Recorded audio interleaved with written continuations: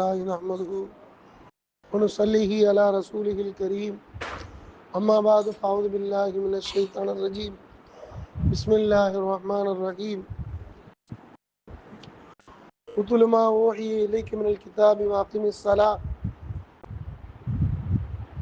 الصلاة لذكري إن الصلاة تنهى عن الفحشاء والمنكر ولذكر الله أكبر والله يعلم ما تصنعون صدق الله العظيم. اللهم صل وسلم وبارك على رسولك سيدنا حبيبنا وشفينا مولانا محمد وعلى آل سيدنا محمد قد أحاط به علمك ودرى به قلمك ونفذت به مشيئتك. சங்கைக்குரிய பாக்கியம் நிறைந்த அல்லாஹுவின் நல்லடியார்களே, அல்லாஹு ஜல்ல ஷானு தஆலா ஒரு அருள் பொருந்திய ஒரு உன்னதமான இபாதத்துக்கு பின்னர் மற்றொரு இபாதத்தை கொண்டு அல்லாஹு தஆலா மற்றவர்களை காட்டிலும் நம்மை அலங்கரித்திருக்கிறான் என்று சொன்னால், அல்லாஹ் நம்மீது செய்துக்கூடிய ஒரு பேர் உபகாரம். அல்லாஹ் நம்மை ஒரு முஸ்லீமாக மூமினாக அதிலும் அவனை நினைத்து பார்க்கக்கூடிய ஒரு நல்லடியார்களிலே அல்லாஹ் நம்மை உணர்த்திருக்கிறான், நம்மை சேர்த்திருக்கிறான் என்றால் அல்லாஹ் நம்மை செய்திருக்கிற ஒரு பெரும் பாக்கியம். அத்தனைக்கும் நன்றி செலுத்தும் உபகாரமாக அல்ஹம்துலில்லாஹ் அல்ஹம்துலில்லாஹ் என்று அல்லாஹ்வை நாம் புகழ்ந்து துதிபாடிக் கொள்வோமாக. கண்ணியத்திற்குரியவர்களே, அல்லாஹு ஜல்ல ஷானு தஆலா உலகத்திலே ஒரு மிகப்பெரிய ஒரு அந்தஸ்துக்குரிய இடமாக அல்லாஹு தஆலா குர்ஆன் ஷரீஃபிலே சில செய்திகளை சொல்லுவான். ஒரு ரிதுவானும் மினல்லாஹி அக்பர் என்று அல்லாஹ் சொல்லுவான். உலகத்திலே பல பேர்கள் மனிதர்களால் படைக்கப்பட்ட மனிதர்களுடைய பொருத்தத்தை பெறுவதை விட அல்லாஹ்வுடைய பொருத்தம்தான் மிகப்பெரியது என்று அல்லாஹ் அருள்மறையில் சொல்லுவான். ஒரு ரிதுவானும் மினல்லாஹி அக்பர், மனிதர்களுடைய பொருத்தத்தை பெறுவது என்பது சாமானியமான விஷயம் அல்ல. மனிதர்களோடு உறவாடுகிற பொழுது, அவர்களோடு கலந்து உரையாடி கொண்டிருக்கிற பொழுது, நம்முடைய வாழ்க்கையில் நல்லது எது தீயது என்று நம்மை அணுகி செயல்படுகிற அந்த அணுகுமுறைகளில் அவர்கள் காணுகிற விஷயத்தை பொறுத்து நம்மை பொருந்தி கொள்வார்கள், நம்மை வெறுப்பார்கள். ஆனால் அல்லாஹு ஜல்ல ஷானு தஆலா திருமறையில் சொல்லுகிற பொழுது ஒரு ரிதுவானும் மினல்லாஹி அக்பர், உலகத்தில் மிகப்பெரிய ஒரு காரியம் எது தெரியுமா? அல்லாஹ்வுடைய பொருத்தம் தான் மிகப்பெரிய ஒரு காரியம் என்று சொல்லுவோம். அல்லாஹ்வுடைய பொருத்தத்தை பெறணும்னா அல்லாஹ்வுக்குரிய அடியானாக ஒரு அடியான் மாறுகிற பொழுது தான் அல்லாஹ்வுடைய பொருத்தத்தை பெற முடியும். அப்போ அல்லாஹ்வுடைய பொருத்தம்ங்கிறதே அவன் நம்மளை பொருந்தி கொள்ள போய் தான் இந்த உலகத்தில் நாம் வந்திருக்கிறோம்.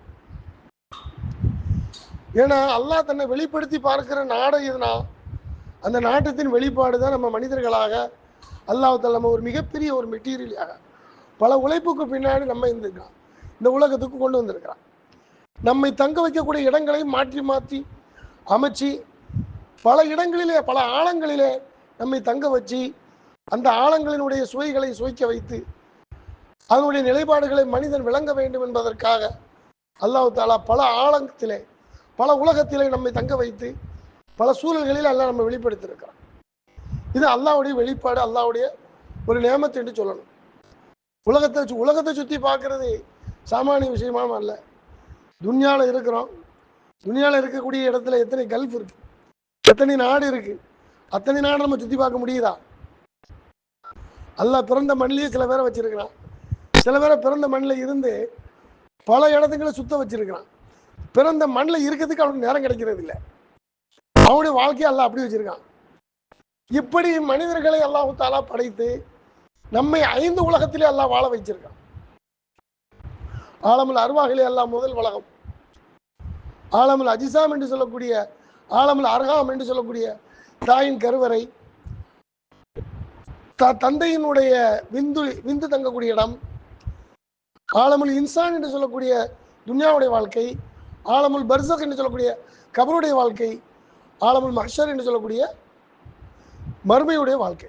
இப்படி பல உலகத்தில் அல்லாஹ் நம்மை தங்க வச்சிருக்கான். நம்ம ஒரு சிருஷ்டி தான், அல்லாஹ்வால் படை சொல்லப்படக்கூடிய கூனி என்ற ஒரு வார்த்தைக்கு சொந்தக்காரன். அவன் சொன்னாலும் சொல்லாட்டினாலும் நம்மளை அவன் படைச்சிருக்கிறானா, இது நம்ம செய்யக்கூடிய பேர் உபகாரம். எத்தனையோ சிருஷ்டிகள் அல்லாஹ் படைச்சிருக்கிறான்.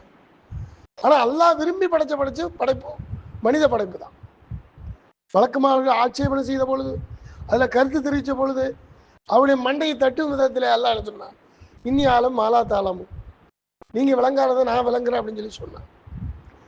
மலக்குமார்கள் அவங்க செய்யக்கூடிய அமல் தான் பெரிதுங்கிறத அமலை வெளிப்படுத்தி காட்டினாங்க.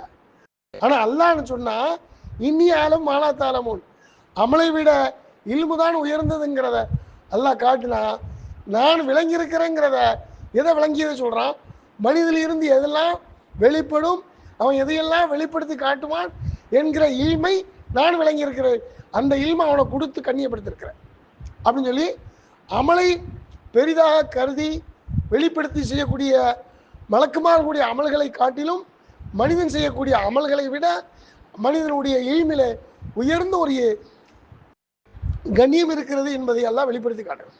உலகத்தில் இல்மில்லாத அமல் இருக்கிறத அது ஒரு பிரயோஜனம் இல்லாத ஒரு செயல்.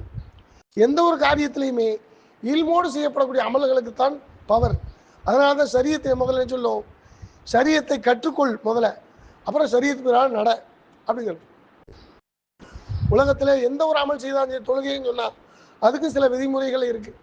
தொழுகையினுடைய பரது என்ன, தொழுகையில் உள்ளே இருந்தால் எதை எதை செய்யணும், எதை செய்யக்கூடாது, தொழுகையை முறிக்கக்கூடிய காரியங்கள் என்ன, தொழுகைக்கு எது அவசியம் என்பதை போன்ற விஷயங்களை எல்லாம் பார்க்க முடியும்.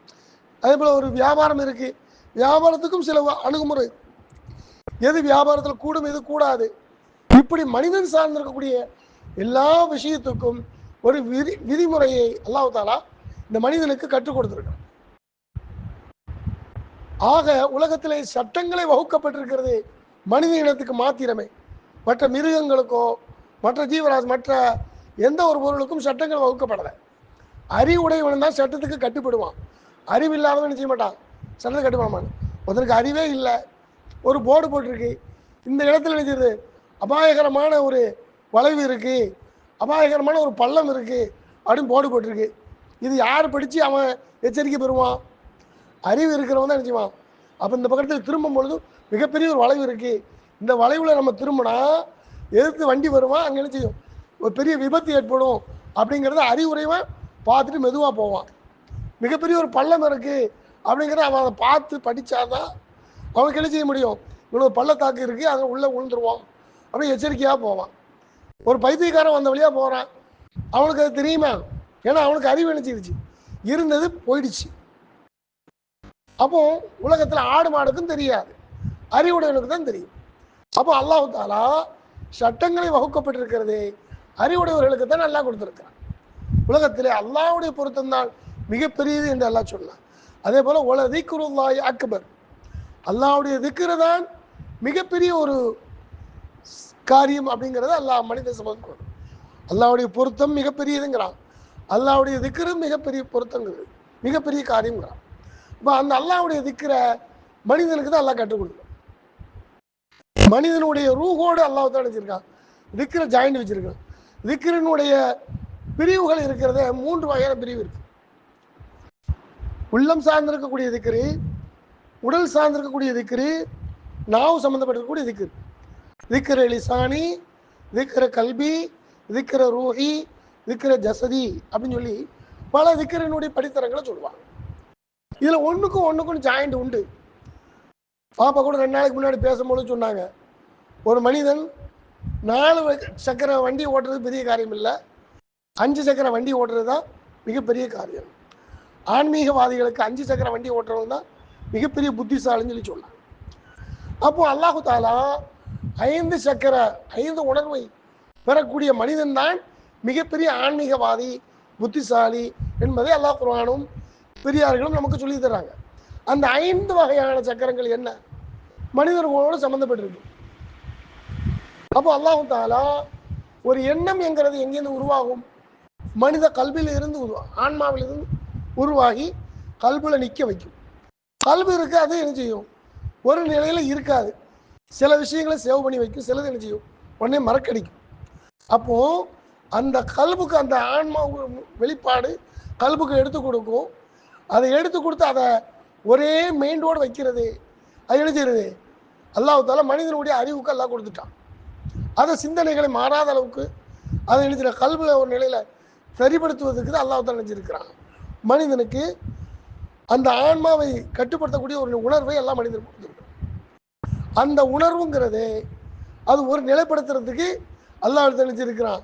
அறிவை ஒரு மிகப்பெரிய பொக்கிஷமாக அல்லாஹ் கொடுத்துருக்கான். அப்போ மனிதர்கள் அதை நிலைச்சிருக்கிறதுக்கு என்ன செய்யணும்? அல்லாஹ்விடத்துல ஒரு துணை சாதனமாக துவாவை வைத்து கொண்டே இருக்கணும். துவாவை பெற்று தருவதற்கு திக்ர் ஒரு காரணமாக இருக்கு.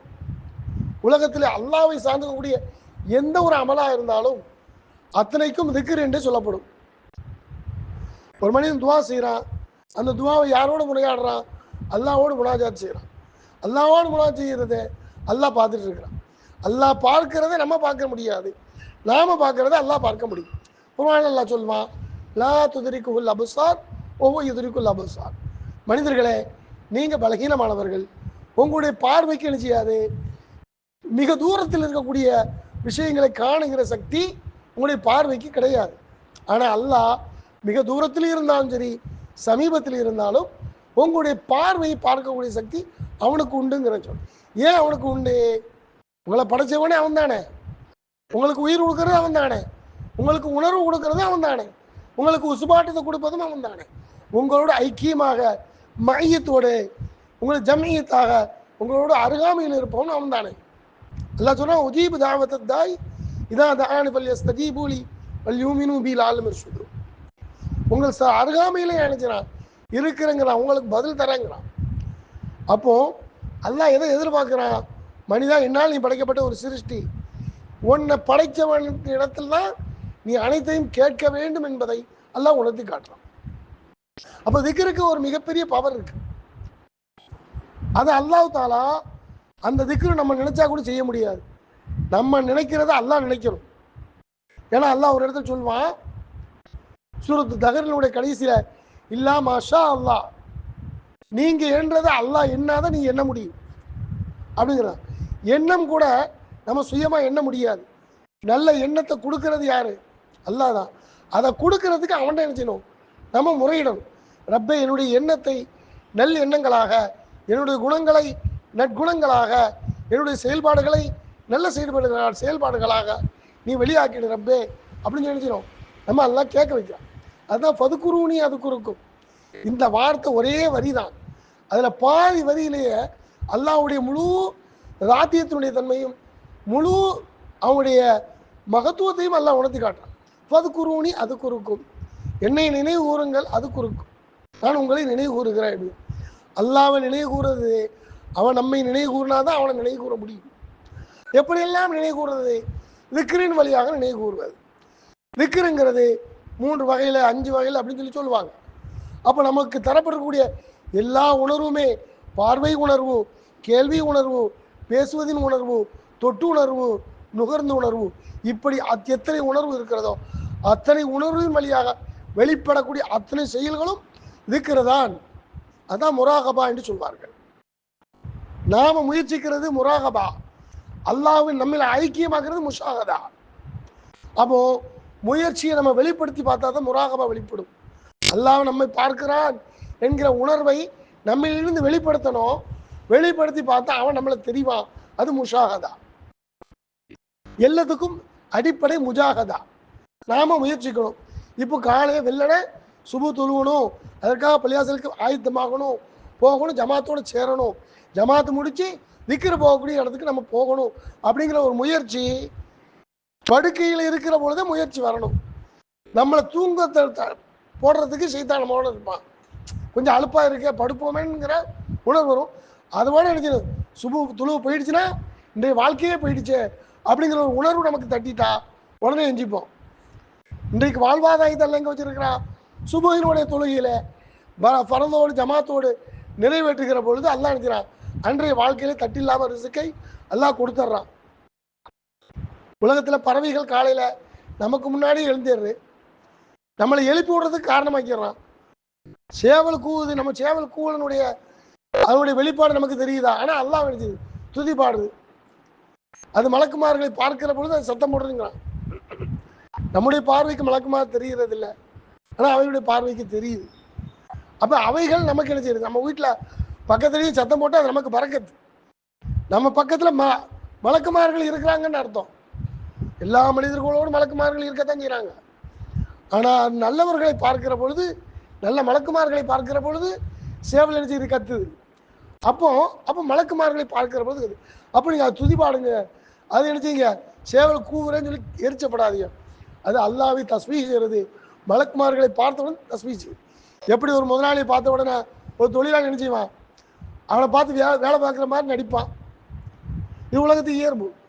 அதுபோல மலக்குமார்களை பார்த்த பொழுது அதனுடைய எஃபெக்ட் சேவலுக்கு தெரியுது. தெரிஞ்சோன்னா அதுவும் துதிப்பாடு. அதுக்கு கூடிய அறிவு கூட நமக்கு நினைக்கிறது இல்லை, இருக்கிறது இல்லை. அப்போ திக்ருங்கிறது சாமானியமான விஷயம் அல்ல. திக்ருனுடைய பவர் எப்படி? உலகத்தில் அல்லாஹ் தஆலா ஆயுள் பரக்கத்தை தந்திருக்கிறான்.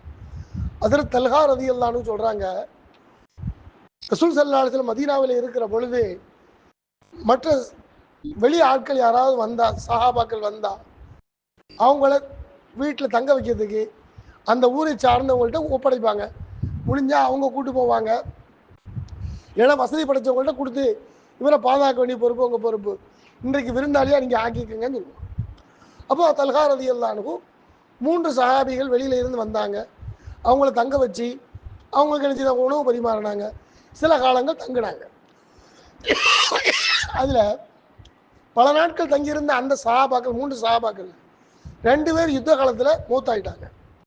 3வது ஒரு மனிதர் யுத்தத்துக்கு போகாமல் இயற்கை மரணத்தில் படுக்கையில் மூத்தானாங்க. இந்த 3 பேருமே ஒரு நாள் அவரை கனவுல காண்றாங்க. யாரு? ஹஜ்ரத் தல்ஹா ரலியல்லாஹு அன்ஹு. கனவுல பார்த்த பொழுது முன் சென்று மறைந்த யுத்தத்திலே ஷஹீதாக்கப்பட்ட 2 சஹாபாக்களை விட படுக்கையில் மரணித்தாரே அவர் உயர்ந்த இடத்துல இருப்பதாக கனவிலே காணுகிறார்.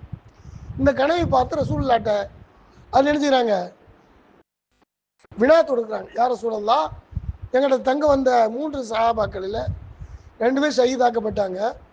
அவங்களை காட்டிலும் அந்தஸ்தால் கண்ணியத்தால் படுக்கையில் மரணித்தாரே அவர் உயர்ந்திருக்கிறார், காரணம் என்ன அப்படின்னு கேட்டான்.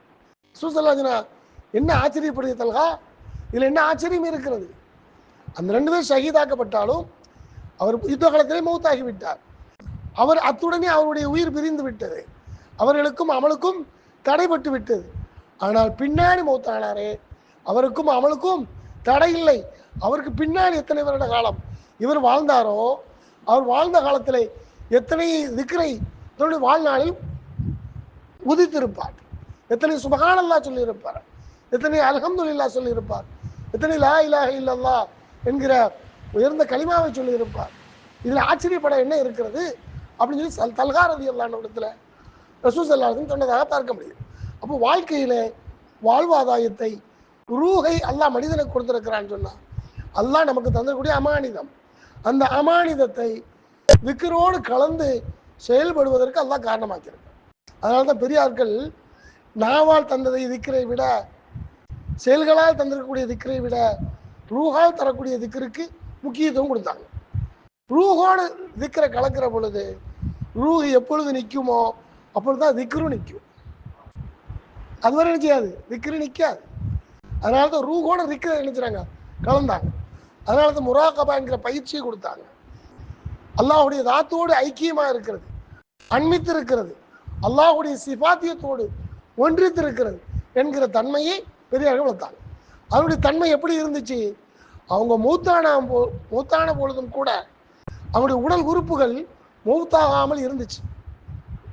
ஒரு மனிதன் மௌத்தாயிட்டானா ஒரு 3 மணி நேரம் அல்லது 4 மணி நேரம் அவனுடைய சூடு நிற்கிற நிலைக்கும் அவன் உடலில் உள்ள சில பொருள்கள் என்ன செய்யும், சார்ஜ் நிற்கிது. இன்றைக்கு பார்க்குறோம் இல்லையா, கரண்ட் போன பின்னாடி லேப்டாப் இருக்குது, அல்லது ரேஷன் கடையில் போடக்கூடிய மிஷின் இருக்குது. செஞ்சு போய்ட்டு ஒரு 5 நிமிஷம் 10 நிமிஷம் ஓடுமா? கரண்ட் இருந்துச்சுன்னா சார்ஜ் இருக்கிற நிலைக்கும் அது போட முடியும். பொருள் சார்ஜ் இறங்கிட்டா பொருள் போட முடியாது, எதையுமே அதை இயக்க முடியாது. அதுபோல தான் மனிதன் உயிர் பிரிஞ்சிச்சுன்னா ஒரு 3 மணி நேரம் வரை இருக்கிற வரைக்கும் இருக்கிற ஃபால்ஸில் ஏதாவது நினச்சிடலாம், கண்ணு கிட்னி எடுக்க வேண்டியதை எடுத்துகிட்டு கையில் கொடுத்துட்றான். ஆனால் திக்ரு இருந்துச்சுன்னா அவர் மௌத்தான பின்னாரும் அவருடைய உடல் உறுப்பினுடைய அந்த சூடன் வெளிப்பாடு அது அசைஞ்சு கொண்டே இருந்துச்சான்.